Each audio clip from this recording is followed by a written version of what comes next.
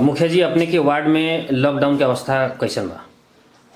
हमनी के वार्ड में लॉकडाउन विश्वव्यापी महामारी कोरोना वायरस के लेके पूरे विश्व अभी लॉकडाउन में चल रहा बा।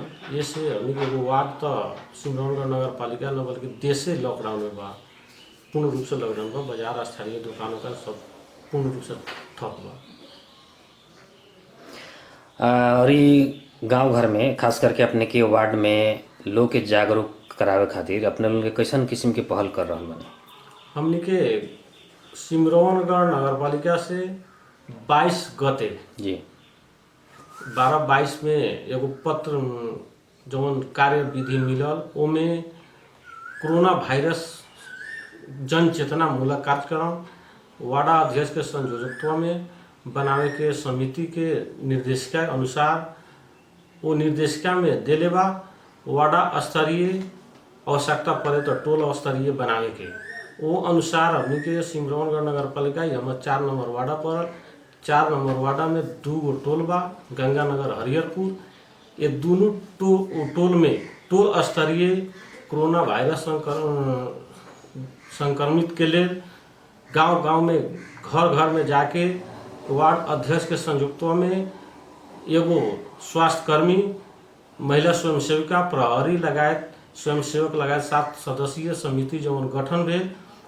उ टोल स्तरीय समिति गठन कैला के बाद में ये सिमरौनगढ़ नगर पालिका से पुनः फेन होकर काट खतीरा गठन भेला के बाद में फेन परिपत्र भेल कि टोल स्तरीय न गठन करके सिंगल वार्ड स्तरीय गठन करे के।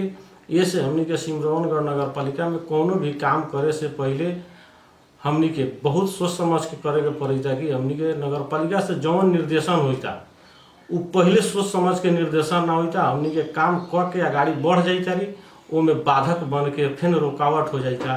ये से भी हमनी के काम करे में समस्या बा। तब पर भी एगो वार्डा समिति वार्डा के नेतृत्वकर्ता के रूप में हमनी के भी जन चेतना कार्यक्रम गांव-गांव में घर-घर में जाके लोग के सचेत करा रहल बाड़ी कि लॉकडाउन कहेला ये हमनी के बचे के, अपनों के बचावे के, परिवार के बचावे के, देश के बचावे के ये जवन प्रक्रिया बा एकरा के हमनी माने के पड़ल, सचेत रहे के पड़ल। नगर पालिका की तरफ से कैसन किस्म के बाधा आ रहल बा आ काहे आ रहल बा?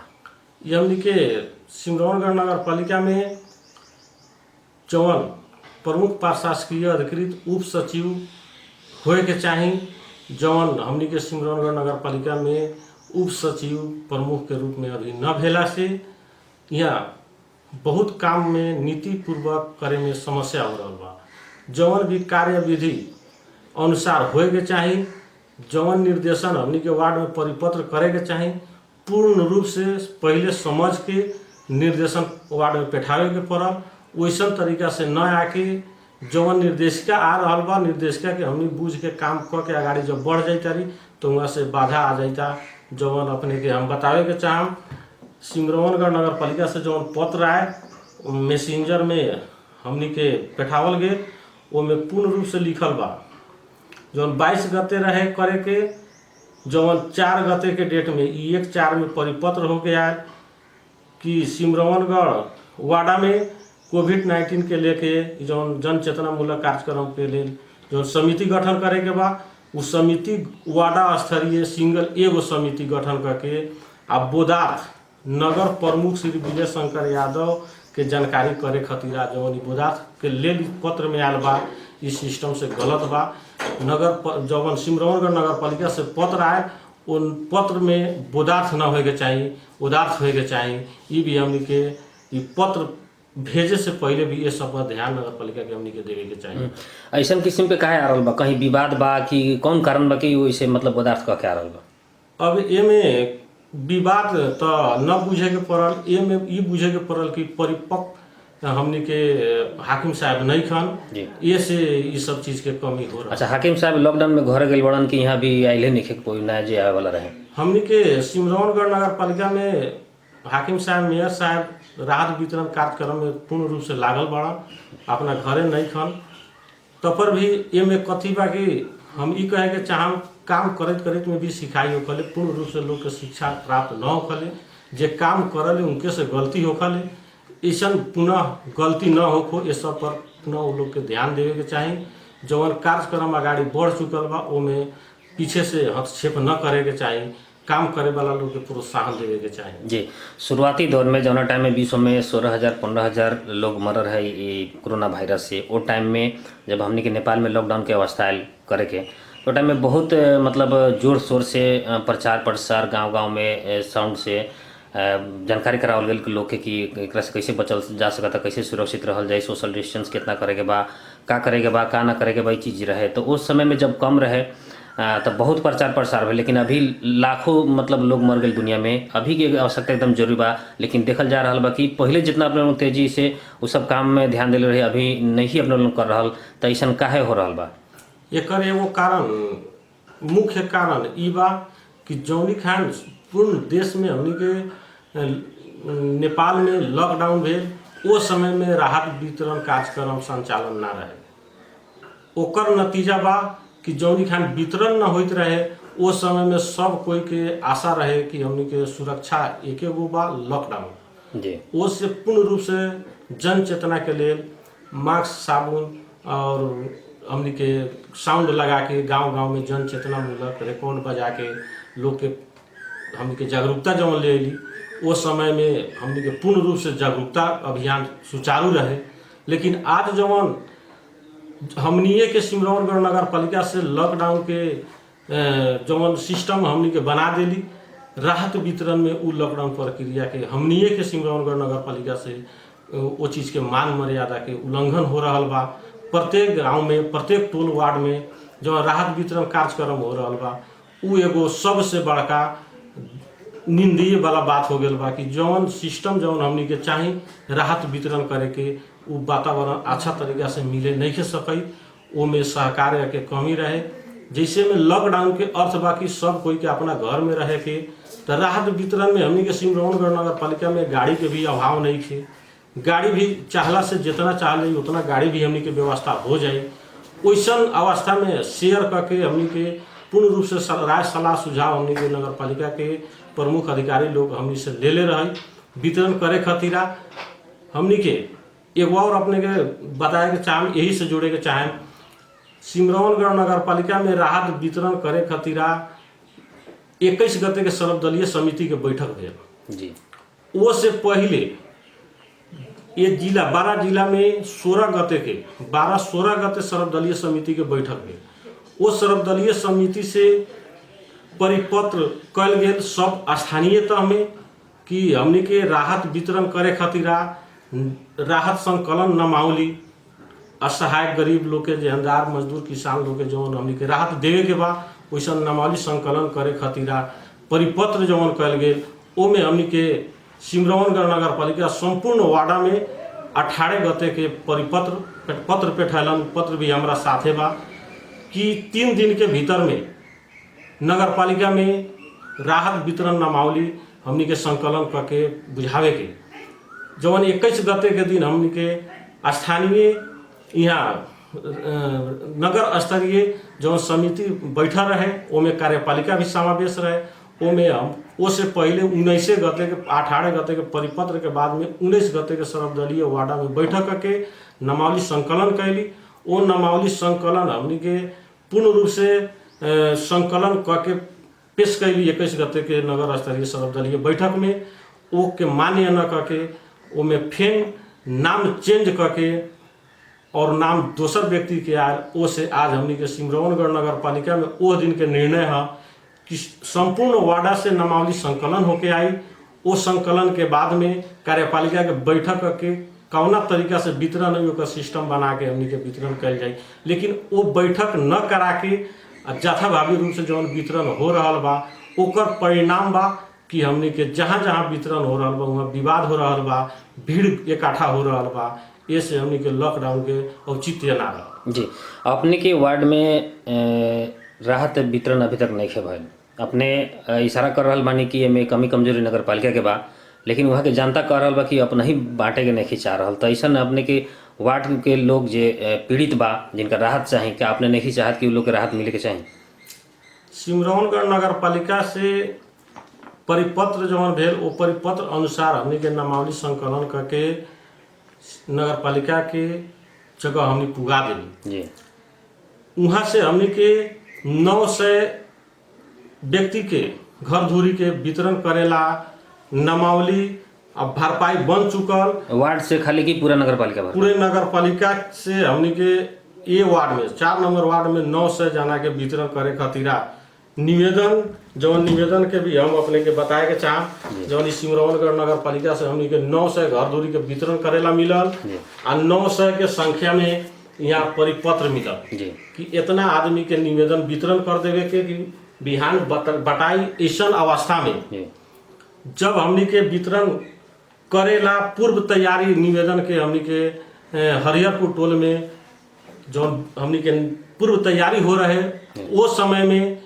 राजनीतिक चल खेल करके वो में विवाद करा के आ 4 नंबर वार्ड में वही कारण से अभी तक वितरण न भेल। आज वो में बात आ रहा बा कि जो 900 संख्या बा वो में घटावे के, लेकिन यहाँ ओकर परिणाम का हुई कि 900 संख्या के हमने सूचना टास्क कर चुकल बाड़ी, 900 जना के हमने निवेदन बांट चुकल बाड़ी। जब ही हमने 900 संख्या के एक भी नाम हटा देम काट देम तो वो हमने के प्रतिष्ठा से खिलवाड़ करी। ओला सिमरौनगढ़ नगर पालिका के हम ई कहे के चाहम ये नगर पालिका में सिस्टम वही जगह गड़बड़ हो गए, वितरण करे से पहले करे पालिका के बैठक ना भेल, वहाँ से निर्णय ना भेल कैसन लोग के नाम काटे के कैसन लोग के वितरण करे के। अगर निर्णय भेल रही तो आज इस समस्या हमने के सिमरौनगढ़ नगर पालिका में न हो गई। जी तो घर धोरी मतलब टोटल अपने के वार्ड नंबर 4 में कितना बाटे? हमने के ये सिमरौनगढ़ नगर पालिका के 2075 के विलेज प्रोफाइल बनल जी। वो विलेज प्रोफाइल में घर धोरी संख्या कि सिमरौनगढ़ नगर पालिका के पेठावल है जौन 75 के विलेज प्रोफाइल बा ए में 852 घर धोरी संख्या बा जी टोटल 75 के टोटल। लेकिन आज हमनी के 76 के लास्ट होके 77 आ गए जी। ए में दलित परिवार कहे वाला होखले जौन महादलित में मुसर होखले डोम होखले और विशेष दलित में हरिजन भी आवले जो राम कहल जाले उ लोग भूमिहीन होखले। यहाँ के हमरा सिमरौनगढ़ नगर पालिका के डाटा उठा के देखला पर 4 नंबर वार्ड में दलित के घर धूरी संख्या सिमरौनगढ़ से नगर पालिका में सबसे ज़्यादा 4 नंबर वार्ड में बा। 400 के घर धूरी संख्या हुई जेमें जगह संपत्ति न भेला से पैतृक संपत्ति खाए कमाए वाला हो गेला के बावजूद शादी ब्याह हो गेला के बावजूद वो अपन चूल्हा चौका अलग कर ले वाले ऐसे साल भर के भीतर में भी चूल्हा अलग भेल बा घर अलग भेल बा। ऐसे हमनी के 900 घर धूरी संख्या के हमनी के नामावली तैयार 900 घर धूरी संख्या के राहत देवे के अपने बात कर रहल बनी, लिस्ट भी तैयार बाटे। तो ऐसे तो ना गरीब छूटी ना धनिक लोग छूटी, तो राहत खास करके किनका के देवे के चाहिए? जिस एकदम गरीब उनका देवे के चाहिए कि जरा घर में भरल पड़ल बा उ चाहे तो 6 महीना भी अपना से खा सकता, साल भर भी खा सकता, उ लोग के देल जरूरी बा कि एकदम जो गरीब बा उ लोग के देल जरूरी बा? यहाँ हमनी के राहत वितरण करे खातिर नेपाल सरकार के जो निर्देशिका बा वो निर्देशिका अनुसार 19 गते के 12-19 गते के सर्वदलीय समिति के गठन के बाद में 560 जना के नामावली सिमरौनगढ़ नगर पालिका में हम पेश कर चुके हैं कि इतना आदमी के राहत वितरण करे के जौन वो लोग के आवश्यकता बा दे जी मतलब गरीब संख्या में जी। वो में सर्वदलीय समिति में जब नाम फर्क पड़ल दोसर आदमी के थपल गए वो में का भेल कि नाम संख्या बढ़े लागल। सर्वदलीय के अर्थे भेल कि राजनीति जी जनप्रतिनिधि लोग के वार्ड अध्यक्ष लोग के वार्ड समिति लोग के पूर्ण जिम्मेवारी रही तो अच्छा से अच्छा नामावली जाए ओमे कोनो भेदभाव ना होखे, पूर्ण रूप से जेकरा ले आरक्षण बा जेकरा ले राहत बा ओकरे मिले। लेकिन सर्वदलीय के समेट दिला से एमे बहुत बड़का मिस्टेक हमने के प्रदेश सरकार के बा कि एमे राजनीति घुस गए। वार्ड अध्यक्ष लोग पर दल लोग हावी होए लागल, अपन अपन पार्टी के नाम देवे लागल। ऐसा अवस्था में हमनी के का भेल 560 के नामावली के बाद में बिना सिमरौनगढ़ नगर पालिका या कार्यपालिका के बैठक के निर्णय से बिना निर्णय के 1 नंबर वार्ड में वितरण हो गए तो वहाँ 500 कुछ घर धूरी बा लेकिन वहाँ 719 जना के राहत वितरण भेल। उ एगो सबसे बड़का हमनी के असर पड़े वाला वहाँ के वितरण भेल। ओमे 10 बीघा 15 बीघा वाला लोग के भी राहत वितरण में समावेश कल गेल। ओ से हमनी के भी संपूर्ण नगर पालिका के हरेक वार्ड में उ 1 नंबर वार्ड असर कैले बा। जवन हमनी के 4 नंबर वार्ड के जवन देखल जाए प्रपोजल उठा के, तो हमनी के सिमरौनगढ़ में सबसे गरीब के रेखा में पड़े वाला 4 नंबर वार्ड बा। जवन कौनो यहाँ 10 घर वैसन बा कि सुखी संपन्न बा 4 नंबर वार्ड में, न तो सब कोई बाटे यहाँ 5 कट्ठा 10 कट्ठा के भीतर में रहे वाला लोग। ये से हमनी के घर दूरी संख्या वास्तविक बाकी पड़ जाए। अब 9 से घर दूरी संख्या बा टोटल, मतलब घराइन राहत बटाही वाला बा। राहत में कितना कितना चावल, कितना दाल, कितना नून, कितना तेल, कितना ये में थोड़ा सा बता दिया। यहाँ हमनी के सिमरौनगढ़ नगर पालिका के 21 गते के सर्वदलीय बैठक में मेयर साहब के तरफ से प्रस्ताव आए कि जनरल लोग के 25 किलो चावल, 2 किलो नमक, 5 किलो आलू, 1 लीटर तेल, 2 किलो दाल, इतना के रेशियो में हमनी के सब कोई के एक समान वितरण करे के। तो घर धोरी संख्या बढ़े के कारण एगो उहो बा। हर परिवार के 1 बोरा 25 किलो के पैकेट के हिसाब से जवन हमनी के निर्णय मेयर साहब प्रस्ताव में ले आनी, ओकर भी परिणाम बा। जवना परिवार में 2 जना 4 जना बा, ओकरा के छोट परिवार में, आ केहू के परिवार में 15 जना 20 जना बा, तो ओकरो भी 25 किलो चावल के जवन हमनी के अवधारणा आयल नगर पालिका से, उ सबसे बड़का मिस्टेक बा कि ओहू में हमनी के का करे के पड़ल कि दल लोग जवना के घर में 20 जना के संख्या बा, उनमें 4 गो घर धोरी संख्या बना के घर धोरी संख्या बढ़ावल गेल। उ एगो भी हमनी के बहुत बड़का दल लोग से मिस्टेक बा। अरे गांव घर के कुछ सामाजिक सेवा करे वाला लोग बा, समाज के सेवा करे वाला लोग बा, उ लोग भी राहत बांटे के तैयारी कैले रहे, बांट भी रहा है। तो ऐसे सुने में आयल कि अपने पुलिस बुला के वो राहत के अपने रोकवा देनी, तो ऐसा ना अपने काहे कहनी, जनता के अगर मिलत रहे राहत तो अच्छा बात रहे, ऐसा तो अपने के ना करे के चाहिए। ये विषय में अपने का कहें? वो विषय में हम ही कहें जवन यहाँ राहत वितरण होए हमनी के आए रहे जनता के तरफ से, जवन नेपाल सरकार के संघीय मामले तथा कानून मंत्रालय के 21 गते के 12-21 गते के निर्णय बा कि जवन लोग के भी आम पब्लिक के भी राहत वितरण करे के बा, तो एक द्वार प्रणाली से वितरण करे के जी। स्थानीय में बा, स्थानीय में जमा करो। सिमरौनगढ़ नगर पालिका के भीतर रहे वाला लोग के सिमरौनगढ़ नगर पालिका में राहत कोष समिति गठन हो चुकल बा, राहत कोष खड़ा हो चुकल बा।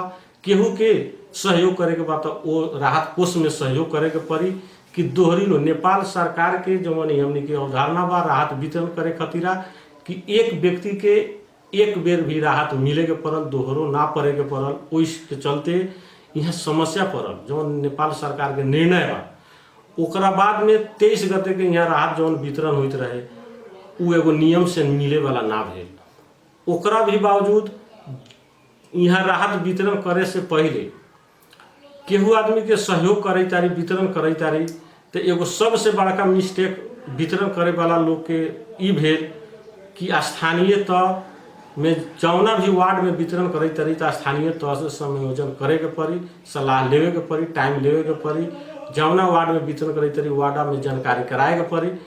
बिना जानकारी के लॉकडाउन पीरियड में केहू वार्ड में जाके अपने मोनोपोली अपने राजनीतिक हिसाब से वितरण करे लागम तो ओमे नेपाल सरकार के नियम कानून के मद्देनजर करके ओमे रुकावट बाधा अबे करी।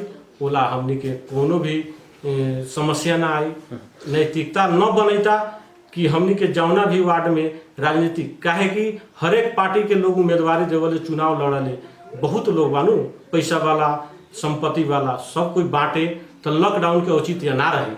एक चलते एक द्वार प्रणाली नेपाल सरकार लागू करे बा। आपने कहनी है कि सर्वदलीय जो निर्णय बनावल गई बाटे निर्णय प्रदेश सरकार के वहाँ मिस्टेक कैले बा, वैसे कैला से अपने के बाधा पहुँच रहा बा।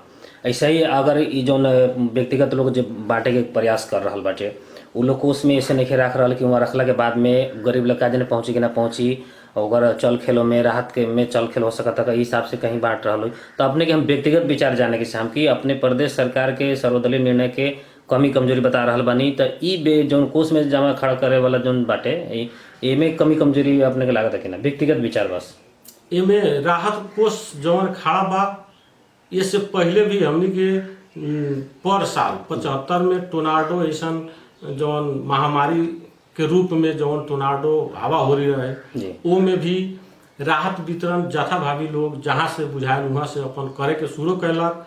वो में भी कैसन समस्या होए लागल कि जे लोग के वितरण होए तो केहू के पूरा हो जाए, कौनो जगह पुगे ना सके।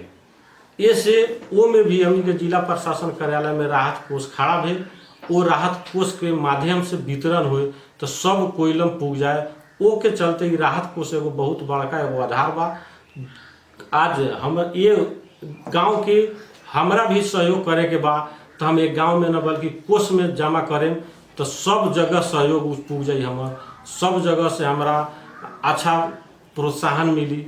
ये से एगो टोल में वितरण करे के अर्थ बा जहाँ से हम राजनीतिक में आयल बाड़ी वही जगह वितरण करें तो एगो राजनीतिक षड्यंत्र हो भी सकता। ये से उ चीज अच्छा नहीं के कोष ही अच्छा बा। दोसर के समाज सेवा करे वाला होखे या जौन भी व्यक्ति होखे अगर राहत वितरण कर रहल बा वहाँ पुलिस बोला के अपने रोक रहल बनी ओकरा के रोकवा देता नहीं, लेकिन राहत बांटेला अपने पुलिस नहीं बुला सकत, प्रशासन के साथ में अपने नहीं बांट सकत, ऐसा का है?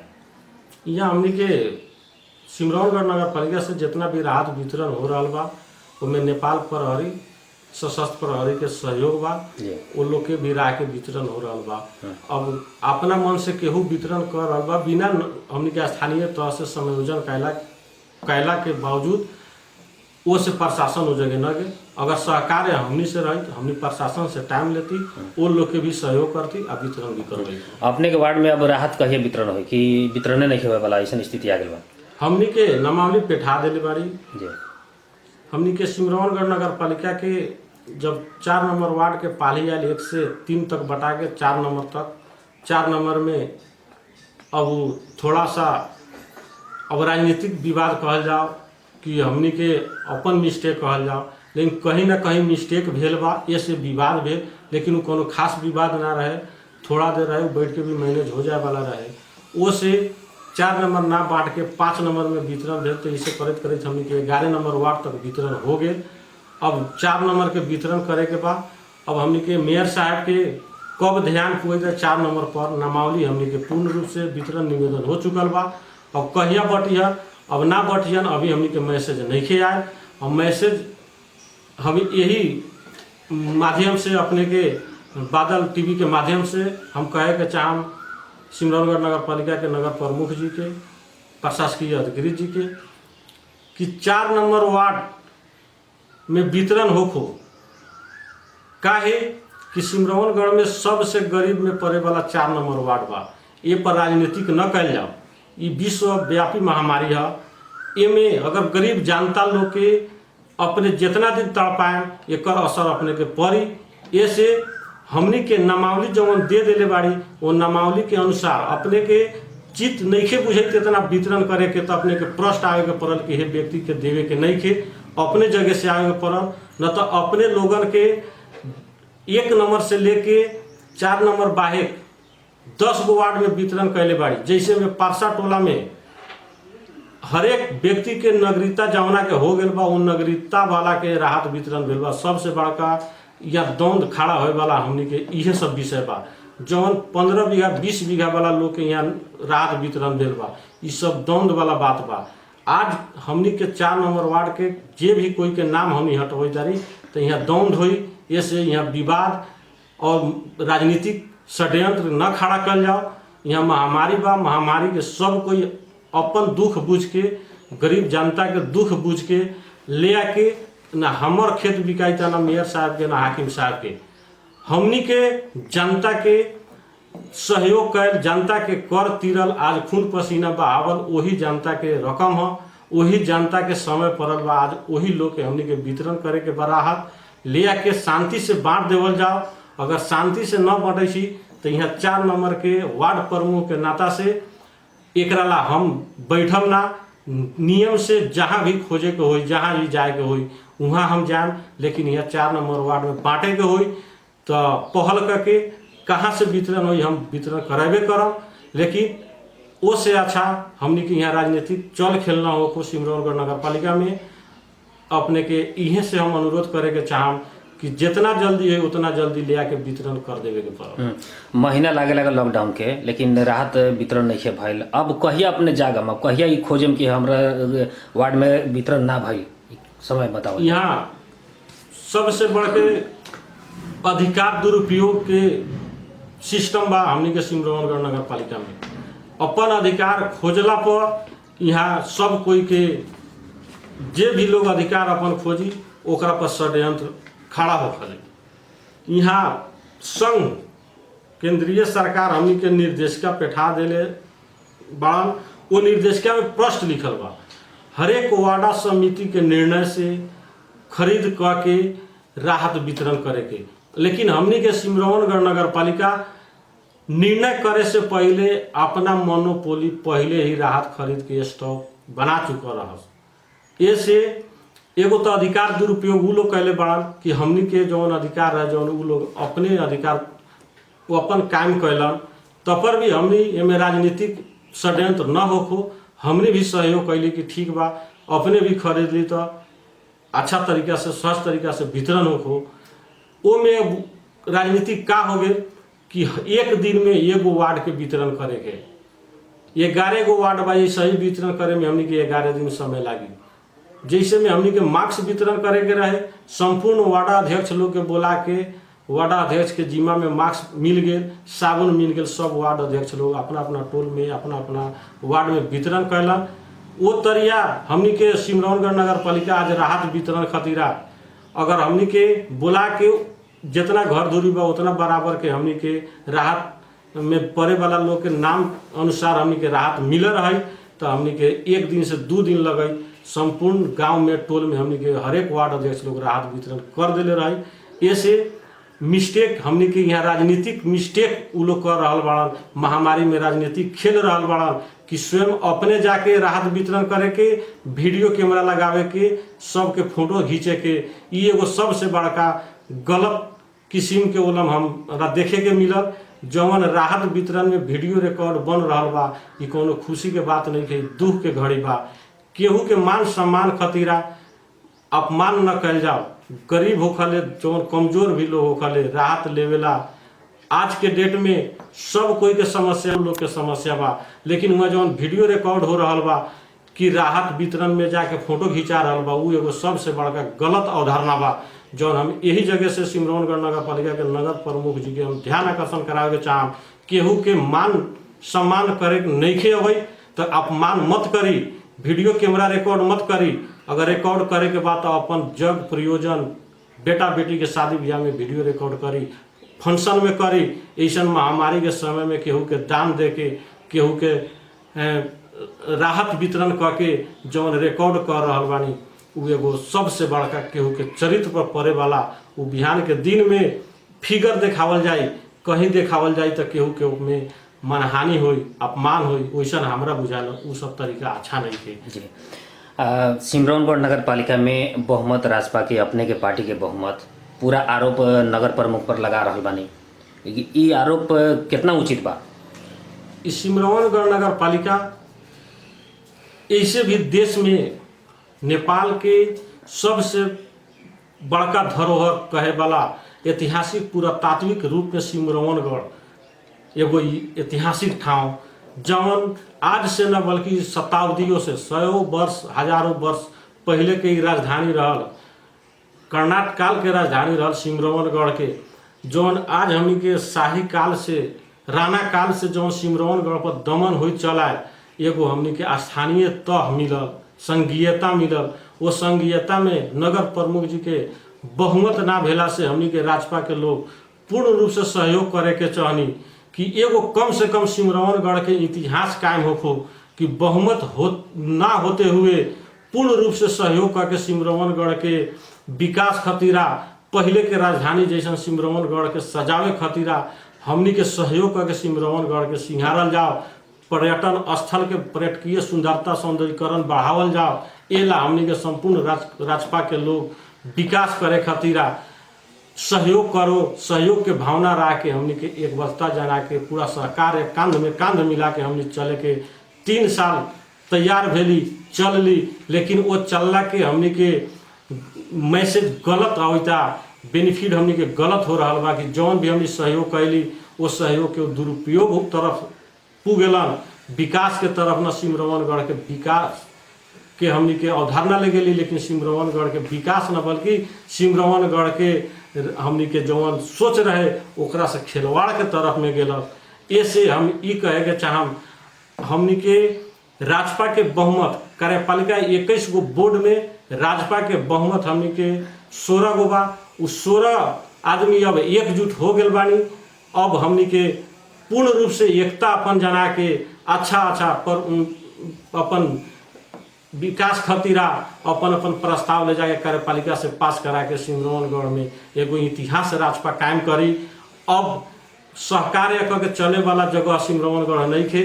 जौन हमने सोच रखने की सिमरौनगढ़ के विकास खतीरा सहकार्य कर जाओ, लेकिन वो सहकार्य के दुरुपयोग मिलल, केहू के सोच में ठेस पुगल, यहाँ के विकास में ठेस पुगल। ऐसे हमने के पूरे गृह कार्य हो रहा बा, पूरे राजपा के हमने के संगठित उम्मीदवार लोग के कल जा रहा बा कि अपन एकता बनाई, अपन विकास करी, अपना तरीका से सिमरौनगढ़ के सजाई। न सजाला के बाद में हमने के सिमरौनगढ़ के उन्नति प्रगति ना हुई, ओसे हमने के पूर्ण रूप से आगाड़ी बढ़ चुकल बानी। जी, कार्यक्रम के हमने अंत के तरफ भी आ चुकल बानी। अपने एक लाइन में बता दिया कि अपने के वार्ड में राहत वितरण कितना दिन के भीतर में कर रहा बनी अपने लोग? यहाँ सिमरौनगढ़ नगर पालिका के 10 गो वार्ड में जो राहत वितरण हो गल बा, ओमे हर एक वार्ड में कुछ लोग के वितरण करे में बाकी रह गल बा। वो वितरण प्रक्रिया गाड़ी बा, सुचारू बा। ऐसे यहाँ भी बिहान परसों में वितरण हुई। यदि बिहान परसों में वितरण ना हुई तो बोला स्वयं हम विकल्प राखें आ कहाँ से वितरण हुई हम वितरण कराएं। जी, और जगह जगह में राहत वितरण के लेके बहुत विवाद चल रहा बा, कहीं कहीं पथराव भी हो रहा बा, घेराव भी हो रहा बा। अपने के व्यक्तिगत विचार में ऐसा काहे हो रहा बा? ये सब होए के वो कारण बा जौन राहत नेपाल सरकार के नॉर्म्स अनुसार जेकरा मिले के चाही ओकरा भी मिल रहा बा, कहीं छूट भी रहा बा। ना नॉर्म्स में पड़े वाला लोग के राहत वितरण हो गल बा, वो जगह कमी भेल बा, केहू के कटौती करके केहू के पूर्ति कल जा रहा बा। ओकर दुष्कर्म बा कि विवाद और मार हो रहा। जी, हमने कार्यक्रम के बिल्कुल अंत के तरफ आ चुकल बानी। अंत में अपने के ये आवाज़ सुने वाला और बादल टीवी से देखे वाला जनता के का कहे के चाहें? अंत में हम सिमरौनगढ़ नगर पालिका 4 नंबर के वार्डाध्यक्ष हम संपूर्ण बादल टीवी से प्रसारण भेल ये हमरा बात के सुने वाला लोग के ये कहे के चाहम कि जौन विश्वव्यापी महामारी कोरोना वायरस के जौन प्रकोप चल रहा बा, एप में हमनी के नेपाल सरकार जौन निर्णय कर रहा बाड़न वो निर्णय के पूर्ण रूप से हमनी के माने के पड़ल। वो निर्णय हमनी के लेल एगो सबसे बड़का रामबाण दावा बा। ओकरा के हमनी अपन सेफ रहे के वो एगो सेफ लैंडिंग बा। अपने भी सेफ रहें, अपना भविष्य बनाए वाला घर के अपन बाल बच्चा के भी सेफ रखें, परिवार के सेफ रखें, देश के सेफ रखें। ऐसे राहत अपने कहीं न जाई, कहीं भीड़ इकट्ठी न करी, स्थानीय सरकार अपने लाइन में न लागे जान। तो हम ये कहे के चाहम अपना 4 नंबर वार्ड के पब्लिक से कि हम भी आह्वान कर रहा बाड़ी यही जगह से कि नगर पालिका के तरफ से हम सब कोई के घर घर में सब कोई के दरवाजा पर राहत पुगा दें, लेकिन अपने लोग लाइन में मत लागी, भीड़ इकट्ठा मत करी। वो एगो हमनी के लॉकडाउन के विरोध बा। अगर अपने के राहत चाहिए, अपने के दर्द हम बुझ रहा बाड़ी तो अपने के घर में नगर पालिका के गाड़ी से अपना स्टाफ से घर के दरवाजा पर राहत पुगाएं। इतना कहे हम सब कोई से विदा लेता रही। धन्यवाद, नमस्कार।